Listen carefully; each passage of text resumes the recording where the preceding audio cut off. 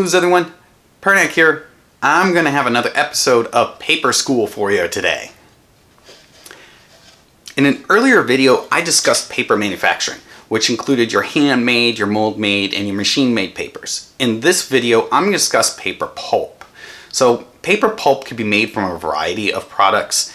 Most popular ones are basically your cotton, bamboo, sugar cane, hemp, and a variety of other materials. And in this video, I'm specifically going to talk about wood pulp because that is by far the most popular pulp on the market.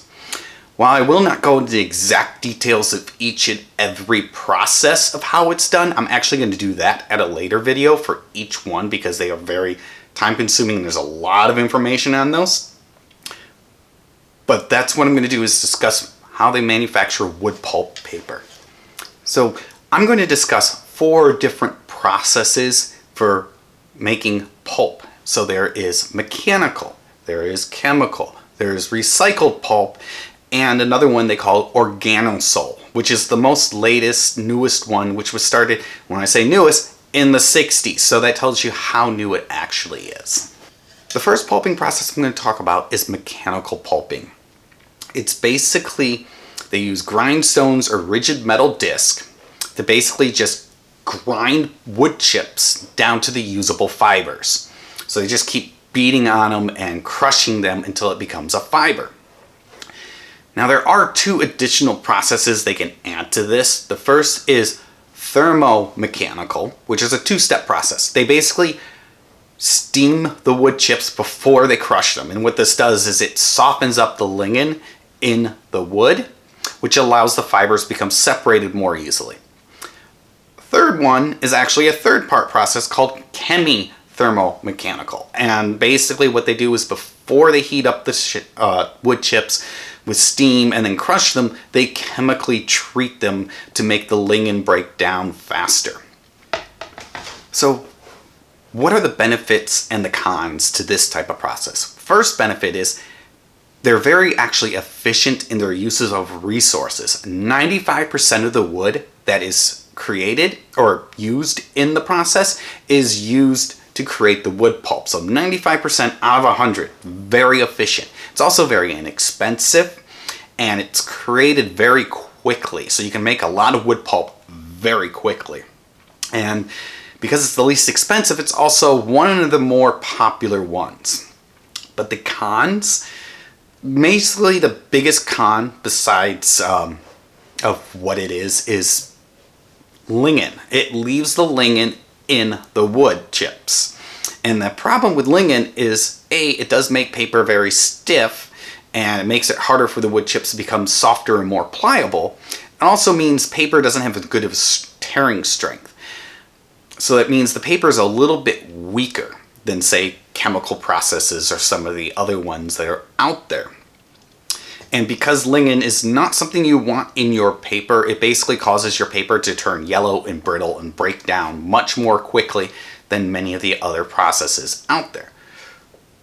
So what kind of paper is made from this? Basically your newsprint and your cardboard and paper boards, so like chipboards and things like that, your cardboard and newspapers, that's what is made using mechanical processes. The next process we're going to discuss is chemical pulping. Now it is by far the most popular pulping process on the planet. So there are basically 3 types of this process. There is soda pulp, which is the very first one invented, and it is still used by some companies today. The craft process, which is by far the most popular process and the most efficient so far of the chemical processes, and also creates the strongest, best fibers. And then there's the sulfite practice, and that is the second most popular process on the market. But the craft process is a majority of the processes out there. So basically what they do is they use chemicals, which are basically they call them liquors. And they're like black liquors and all these other types of liquors, which are basically just a bunch of chemicals that permeate the wood chips and break down the lignin. and they put them in large vats called digesters, and they heat them up. And then the paper fibers are separated from the lignin, and it's all strained out, and the lignin is pushed away and ejected along with the liquors. And then traditionally what they used to do is they would take fresh water and rinse everything out, and all these liquors and all this chemical processes get washed out into the water. That's why many of these paper processing plants are on the water, because they use a lot of fresh water. So let's talk about the benefits of chemical paper processing. So lignin is removed from the paper, so the paper is going to last longer. It's also stronger. The fibers are relatively undamaged, so the fibers are better, which also means they're stronger compared to mechanical pulping processes. And there are byproducts from this that actually can be reused in a variety of different processes. I believe some are made in using concrete, all sorts of things. But let's talk about the cons of the chemical process. Only 35% of the timber of the wood chips that are used makes paper pulp. So it's very kind of inefficient, but it makes better paper. It's way more expensive than mechanical paper processing, and that's because it's paper that's going to last longer. It does use a huge amount of water, so it's not good for the environment in general, and it can be actually toxic, smelly, and very polluting. Although in more recent years, North American companies, Japan, more first world countries, what I would say, or countries that aren't developing, they actually reclaim most of these liquors and distill them so they can reuse them, so they don't pollute as bad as they used to. Now, I live in Tacoma, and it's a city that previously had it's a joke or a nickname. They used to call it the aroma of Tacoma because it had a paper processing plant. And most of these paper plants, they do, however, give off smells. They do not do that so much anymore, but it can be really bad, and it created basically a joke for the city of Tacoma, which made it an undesirable city to live in. But it's not the case anymore. I actually don't live that far from the plants where they're at, because they're on the bay and they're down there, and I never smell it. And they say the only time you can smell it is if something happens with the plant. If they shut down the plant and they're cleaning it, or there's a mechanical problem, there's something breaks down, that's when you start to smell it. But most of these smells have been greatly reduced because of combustion technologies, which reduce their smell. So what kind of paper is made with the chemical process? Pretty much almost all paper that you can think of. All your printer papers that you put in your printers at home, Xerox machines, all that kind of stuff include that. So your printer, copier paper, your paper towels, your napkins, your toilet paper, because it can actually create a different version they call it a fluff pulp that is fluffy, which makes it really, really absorbent, which is why it's used for a variety of paper products like napkins and paper towels and toilet tissue and things like that. Let's talk about recycled pulp. And it's exactly what you think it is. It's recycled paper products. So they actually separate papers out. They remove things that aren't supposed to be in there.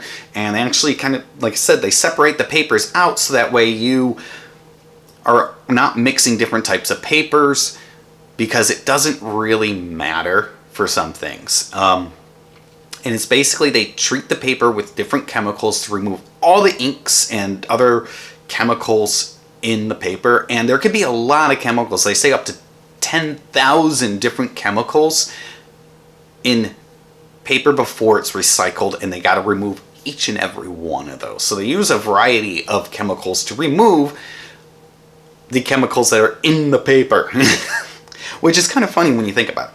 But let's see what the benefits of recycled pulp are. It keeps paper out of landfills. So 50% of landfills are basically paper products, so you're saving space in landfills, which is good. What they say is for 1 ton of, let's say, newsprint and things like that, you save 1 ton of trees. Ballparking, it's pretty close to like 99% or so. But while 1 ton of recycled regular printer papers, like your magazines, all that kind of stuff, actually saves about 2 tons of trees. Because the process is so much more inefficient that you actually recycling it means you're using a lot less trees. So it's very much better for the environment when it comes to the higher end papers. Now, what are the cons? You might not think there are any, but there are. It is much more expensive to recycle the pulp, recycle paper and turning it into pulp than it is to make virgin pulp from original sources. But it does save your raw materials, which is a good thing, but the ink and the other chemicals that they remove from the paper actually can be very toxic. So you get a small bit of pollution from it, and basically what they do is they take that de-inked chemicals and all that stuff and they seal them up and put them in landfills, and that's basically all they really do. All right. The last and final one, which is the fourth process I'm going to talk about, is called organosolve, which is basically a portmanteau of words, which is organic solvent. So it uses organic solvents, heat and pressure, such as ethanol, which is a fuel, to solutize or solubilize, whichever one they're using, lignin. So it basically dissolves the lignin into the solvents and then takes it away. So what are the benefits of this?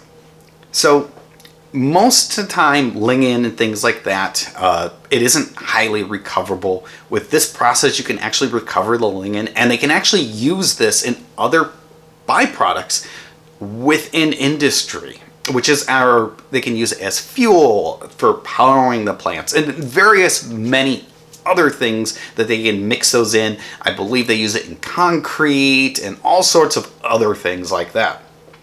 The other thing that's really nice about it is the solvents are easily recoverable. So once they've used the solvents, they just pull them out and they distill them, and then it just gets caught in a distiller, and they can reuse those solvents over and over and over.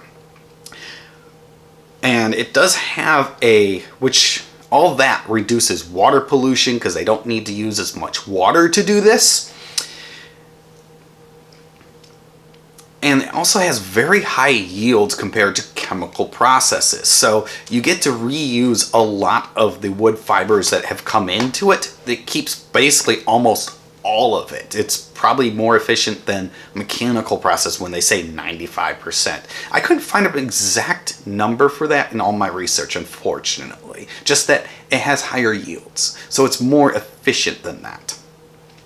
So there are cons along with anything. It's expensive because it uses a large amount of these solvents. It needs to use a lot of it to do it. But they are recyclable, so you can keep reusing them. It is also really dangerous to do this process, so to speak, because solvents are flammable. Ethanol is flammable, and you got to use it under heat and pressure. That means if there is any kind of leak, something can blow up or catch on fire, which is not a good thing. So you have to be a lot of maintenance on the machines to make sure that they're using fine. The other downside, it can't be used with softwoods like your pines and things like that are very popular with chemical processes. That's why this hasn't caught on as much, because a lot of your pine trees and things like that are softwoods are very popular in paper making. In fact, many places grow these types of trees for tree farms exclusively for paper. It does use more energy than all the other processes, so that can also be one of the reasons. Now, you could probably set them up and be green, use hydroelectric power, or use all sorts of other things, but yes, it uses a lot more energy than all the other processes, which is one of the reasons it hasn't caught on. It is more expensive. Well, everyone, I hope you learned something about the basics of how they make pulp for paper from wood. As always, I hope you enjoyed this video. Remember, subscribe to me. Give me a thumbs up down below. If you have any questions, post them down below and I'll answer them. You can always follow me in my Tumblr, my Twitter, and my Instagram. All those links are down below also. Until next time, everyone, see ya. Bye.